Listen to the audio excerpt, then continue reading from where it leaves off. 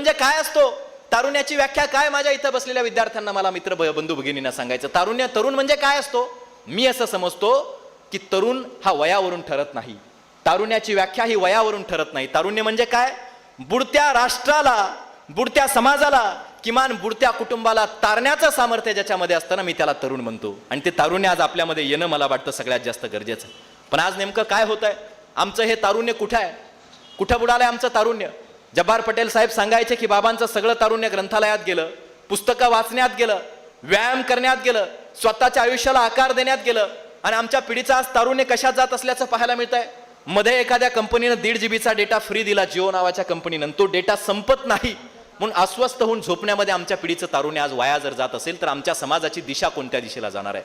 आज social media आणि mobile नावाच्या गोष्टीमध्ये आमच्या या पिढीचं तारुण्य आज आम्हाला खर्ची होत असल्याचं सातत्यानं पाहायला इथल्या प्रत्येक विद्यार्थी मित्रांचं तुम्हाला